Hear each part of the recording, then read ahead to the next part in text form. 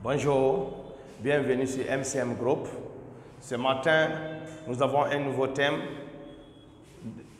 Le thème, c'est l'électromagnétisme et le titre, l'induction électromagnétique.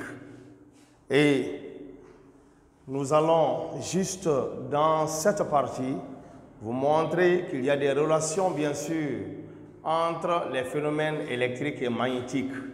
C'est-à-dire un phénomène magnétique peut engendrer un phénomène électrique.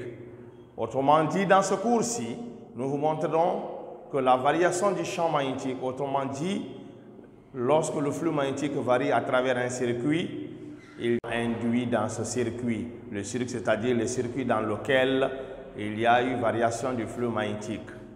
Et vous devez savoir que c'est à travers ces petites expériences que nous sommes partis pour de grandes expériences, c'est-à-dire quoi? C'est-à-dire que le développement de la technologie. Et comme nous le constatons, aujourd'hui nous avons des alternateurs qui produisent le courant alternatif, nous avons les transformateurs, nous avons les barrages hydroélectriques qui sont des applications de ce phénomène d'induction électromagnétique. Et bien entendu, lorsque nous prenons l'énergie éolienne, nous prenons le courant fourni à travers les barrages hydroélectriques. Nous prenons aussi le courant fourni par des grands générateurs, des alternateurs. Ces courants-là sont des courants induits. Mais nous allons voir ici, à travers cette étude expérimentale, comment le courant induit prend naissance dans un circuit. Voici notre dispositif expérimental. Il est constitué d'un aimant, d'une bobine, d'un galvanomètre. C'est un ampèremètre bien sûr, mais qui est sensible au faible courant.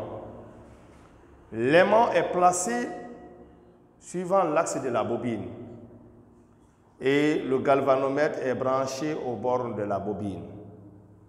Et qu'est-ce que nous constatons?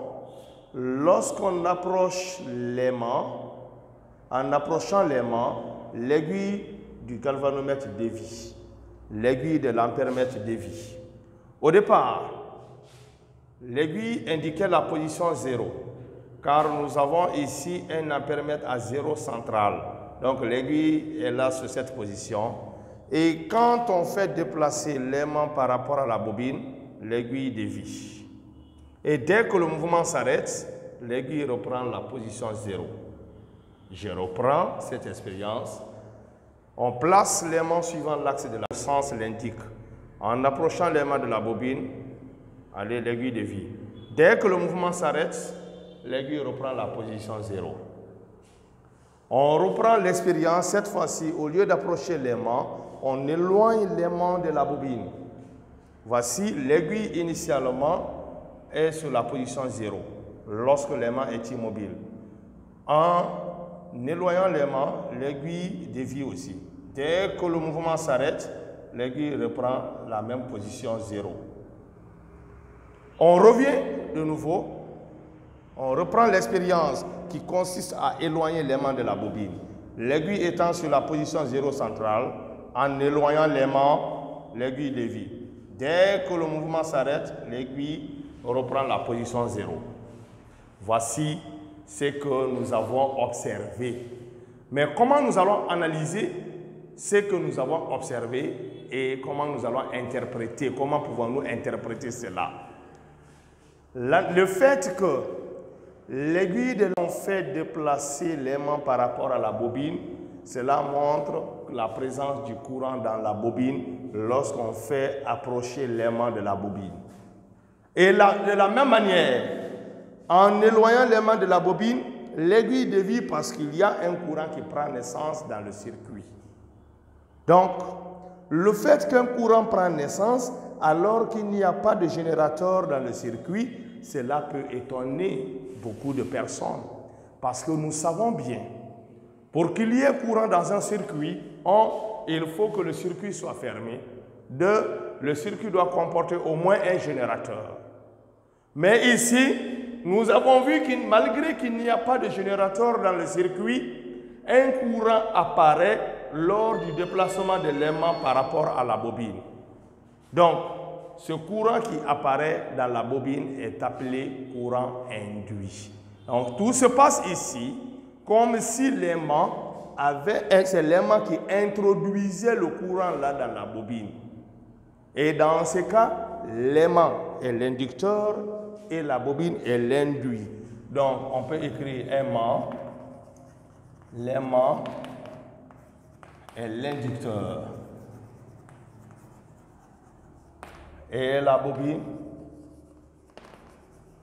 c'est l'induit.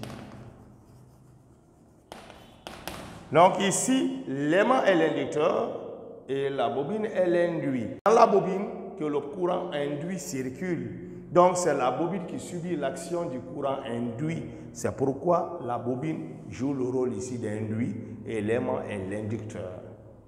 Mais, je vais aussi porter à votre connaissance que pour cette expérience-ci, c'est l'aimant qu'on faisait déplacer par rapport à la bobine.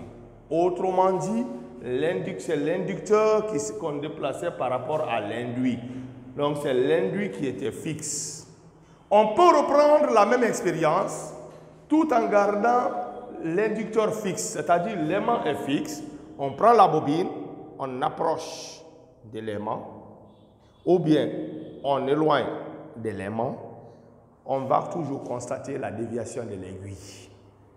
Donc, cela veut dire quoi?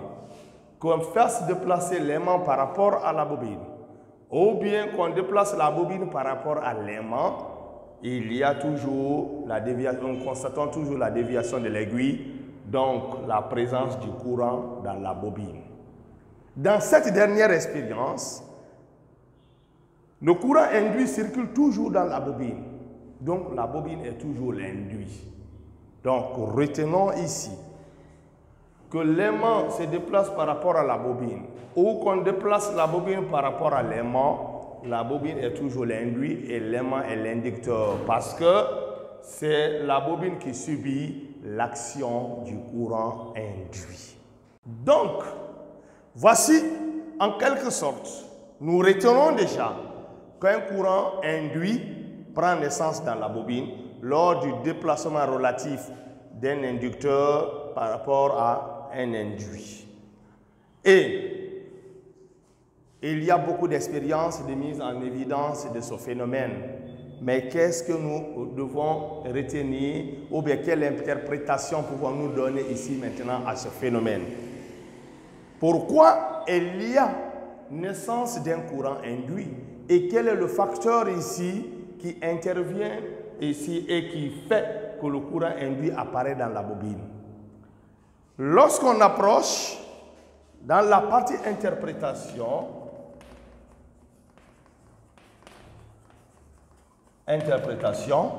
lorsqu'on approche l'aimant de la bobine, l'aimant étant le siège d'un champ magnétique, donc le flux à travers la bobine, à travers cette surface augmente. Autrement dit, l'aimant étant le siège d'un champ magnétique, il produit dans l'espace l'environnant un champ magnétique.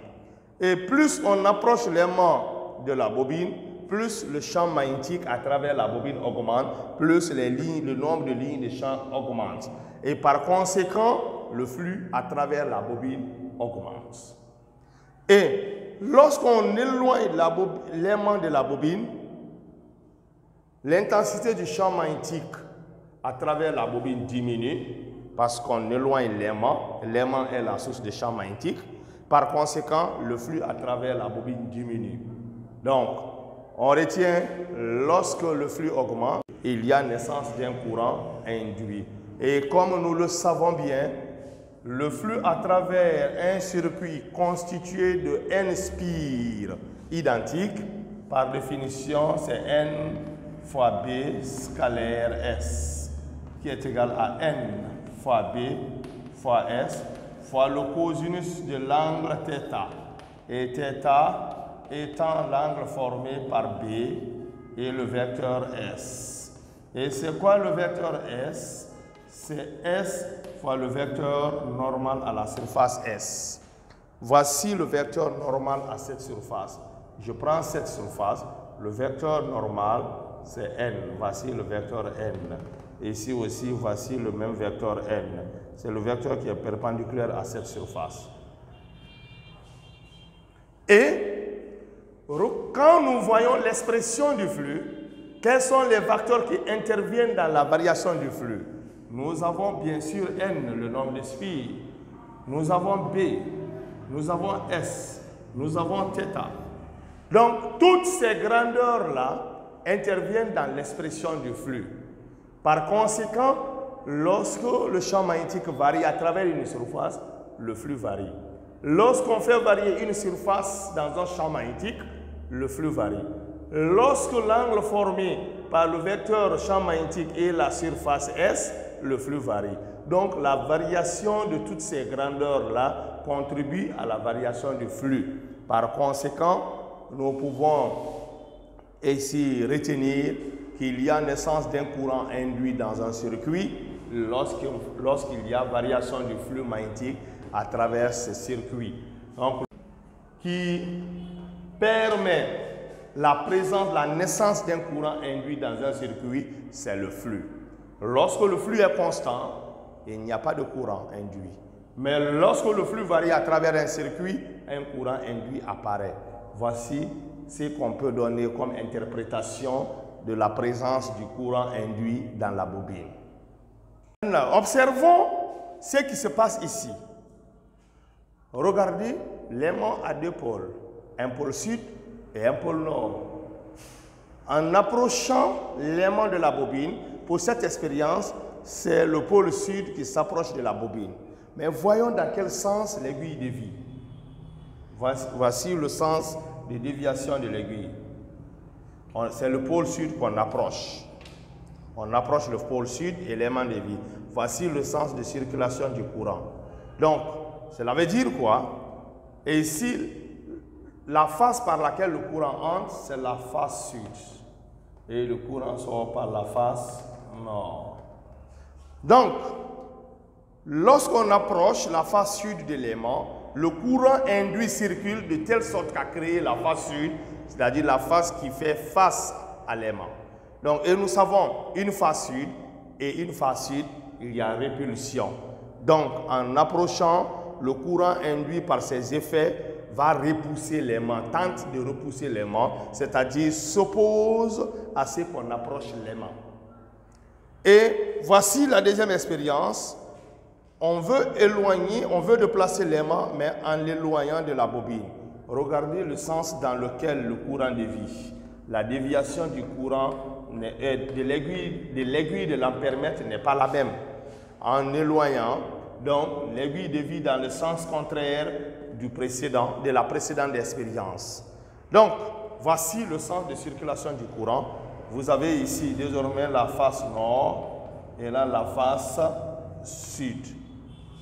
Donc, comme vous remarquez, on veut éloigner et le courant induit circule de telle sorte qu'à créer une face de non opposée. Et nous savons que lorsqu'une face et un pôle sont de non contraires, il y a attraction. Donc, je vais éloigner et le courant induit par ses effets va attirer l'aimant. Je veux approcher, le courant induit par ses effets va repousser l'aimant.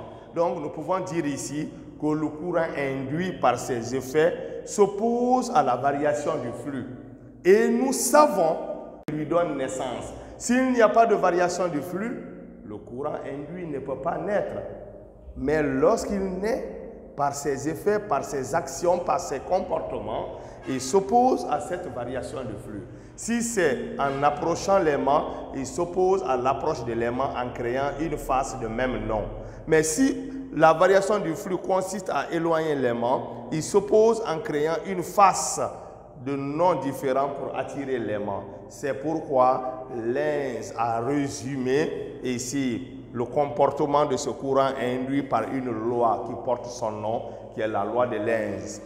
Il nous dit que le courant induit par ses effets s'oppose à la cause qui lui donne naissance, c'est-à-dire à la variation du flux. Donc, nous pouvons écrire ceci. Le phénomène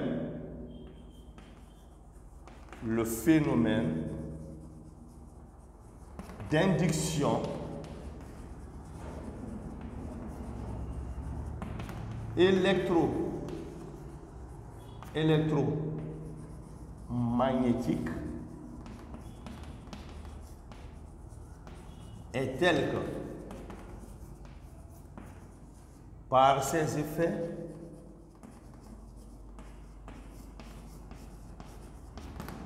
il s'oppose à la cause qui lui donne naissance.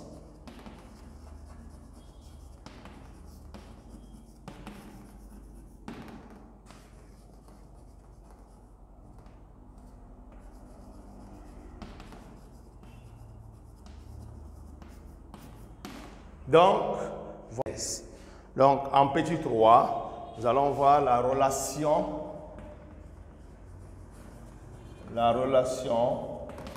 de Faraday-Lenz.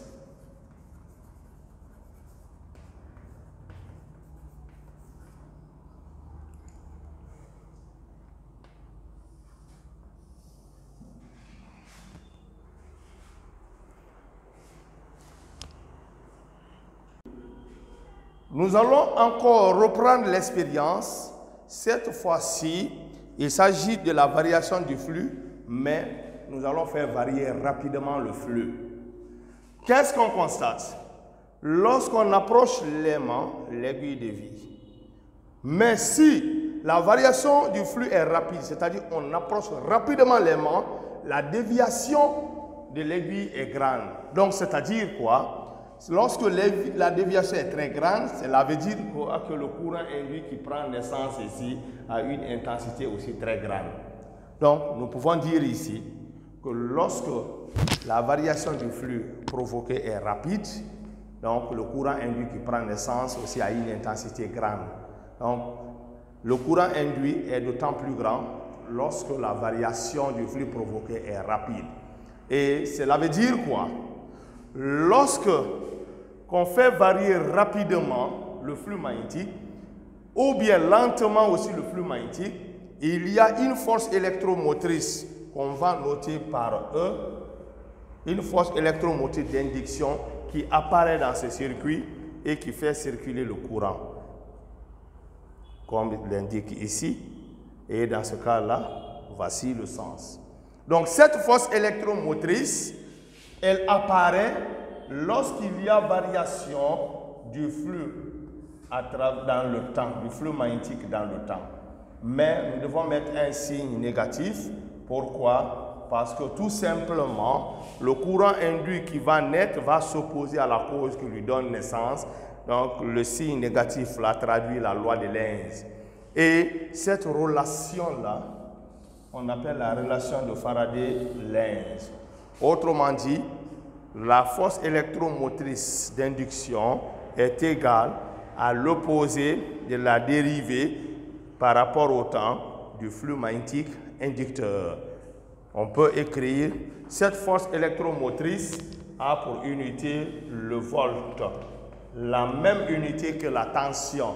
Donc, on peut énoncer cette loi et nous dire quoi? La force électromotrice d'induction est égale